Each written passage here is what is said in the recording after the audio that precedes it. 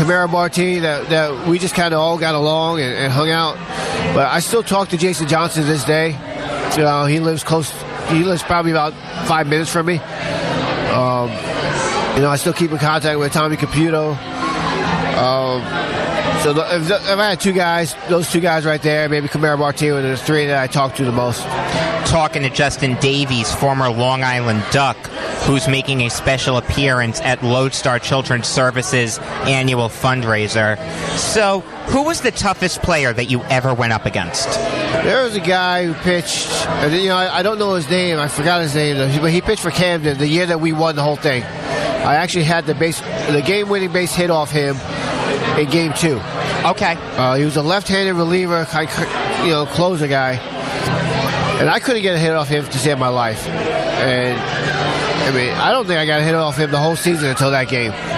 But he was probably my toughest. And I wish I remembered his name, but he was a heck of a pitcher, that's for sure. Good old what's his name, right? Yeah, there's a lot of those guys. All right, Justin, I'll get you out on this. What was going through your mind when the Ducks retired your number? Is this really happening? This is kind of surreal. You grow up all your life, and there's a lot of things that you kind of picture, but that's not something I ever pictured growing up, having my number retired, on a professional baseball team. And you think about when you grow up getting those game-winning hits, or making that game-saving catch, or making the All-Star games and stuff, but I don't think it ever crossed my mind to say, hey, I'm going to be standing there one day as they retire your number, and to see the banner or curtain drop and your number sitting out there. And that was definitely surreal. And it was an honor. All right, Justin, thank you for your time. Thank you, guys. Appreciate it. All right, that was Justin Davies. He's a former Long Island Duck who's making a special appearance at Lodestar Children's Services annual fundraiser. Let's take a quick break, but don't go anywhere, because there's more of Beyond the Game coming up next on the Voice of Nassau Community College, 90.3 WHPC.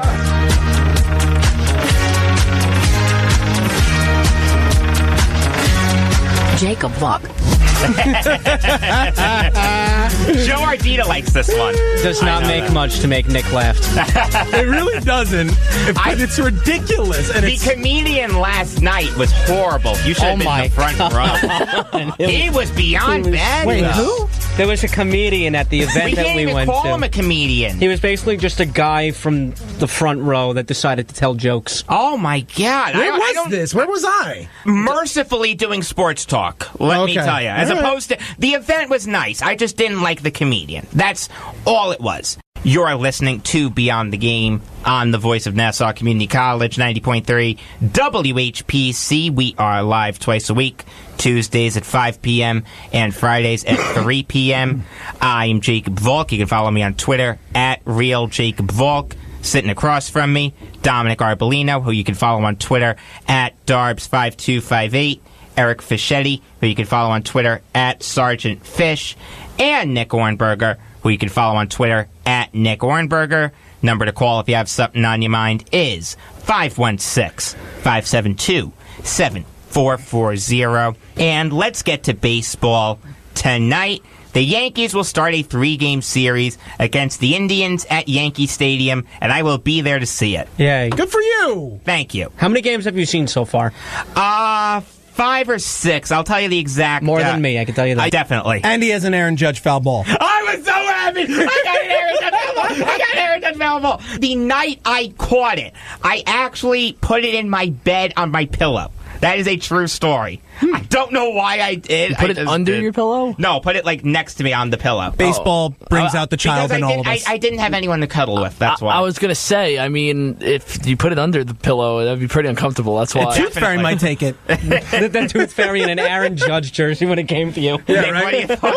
Nick, what are your thoughts on the series, buddy? Last time we spoke, they were on a 6-game winning streak. They swept the Twins. They had a really good series against the Jays, 3 out of 4. And what was I complaining about? Tanaka and Sonny Gray. Yep. That's not my complaints anymore, because I'm done complaining about Masahiro Tanaka. Well, how can I know exactly what he is. Yeah, inconsistent. How can you complain when the Yankees took 3 out of 4 against the Astros? Well, I can't. Yeah. But I'm going to find a way. Here's the thing. My first complaint goes to Aaron Boone. Why was Masahiro Tanaka on the mound in the 7th? And even if he was, why on earth did you leave him in after the first hit? I mean, come on, take him out of the game. What are you doing? I don't mind that because Boone is starting to trust his pitchers more because he let Severino pitch 9 innings the other night, which made my heart happy that he left Severino in there. Oh, my gosh. You don't see complete games like that anymore. No, you don't. And by the way, I was Wednesday, so happy. Wednesday, it is done. You can't argue anymore. He established himself in this league as a bona fide ace on any team. Mark it down. Luis Severino is an ace. I don't want to hear anything else about it. Oh, forget about ace. He's one of the best pitchers in baseball. He is a top 10, top 5 quality pitcher. He's right there. I wouldn't go far as to say top 10. I'll give you top 15. I don't know if I would go as far as to say you top 10. can tell me off the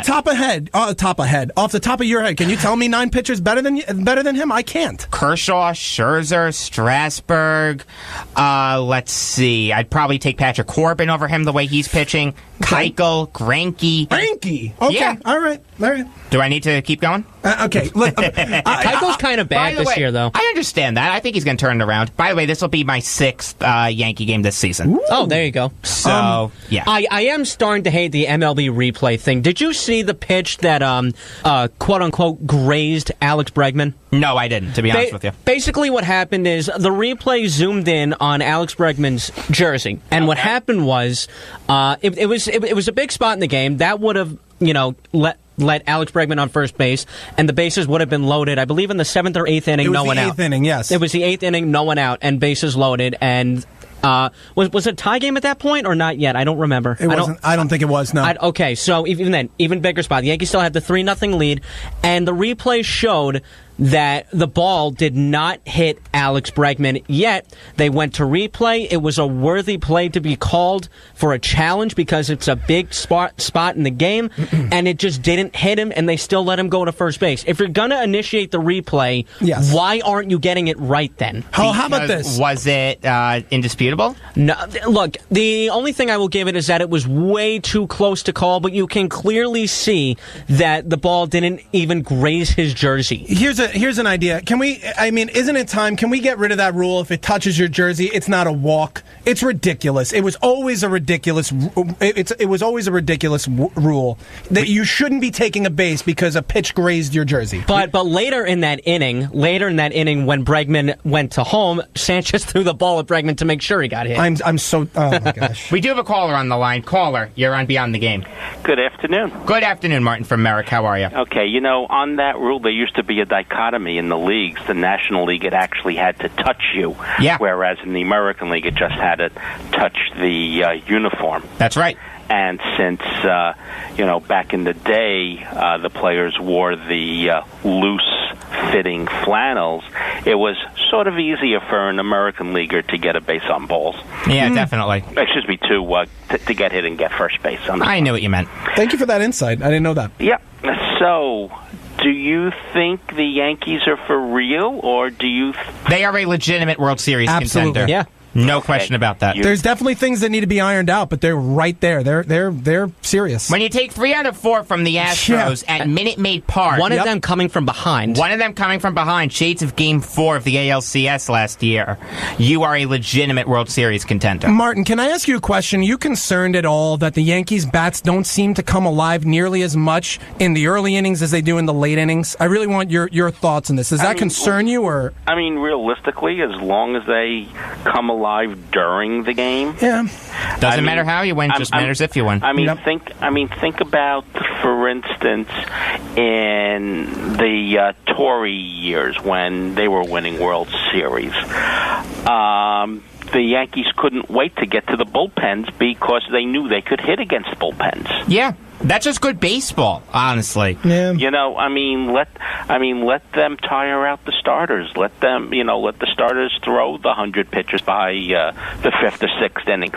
Because a lot of these teams that they're facing really don't have terrific bullpens. It's true. But they're about baseball. They're about to go against a team with a really good bullpen this series, though. So we'll see. Yeah, but the Yankees can hit Miller and Allen, though. They can. They know them well, so they can. Yes. All right, Martin. Thanks for the call. Have a good weekend, gentlemen. Thank you. You too. So also tonight, the Mets will start a 3-game series against the Rockies at Citi Field.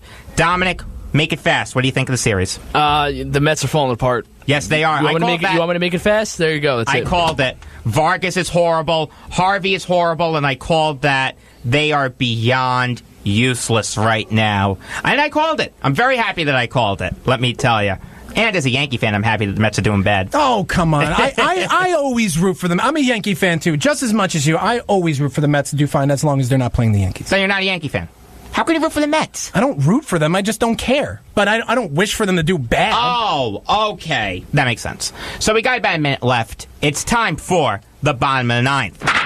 Dominic, we'll start with you. So mine's going to be about Donovan Mitchell. He came out today and said, I think the decision for Rookie of the Year is pretty easy after Ben Simmons' 1-point game last night. So, I think it is pretty easy, too. And also, Ben Simmons, you're not a rookie. Yes, he is. My pick is Ben Simmons, to be honest with really? you. Nope. But I could totally see Donovan Mitchell winning it. I would have no problem with it. Eric? It's been 10 years since Michael Strahan retired from football. Number 92 has never been worn by a Giant ever since. It's time to retire the number. I agree with you. Nick? All right, guys. I am boxing the superfecta of Justify, Bolt de Oro, Good Magic, and Free Drop Billy for the Kentucky Derby. Feel free to copy me. Sounds good. I like that. You said Free Drop Billy? Free Drop Billy. So did I. Eleanor?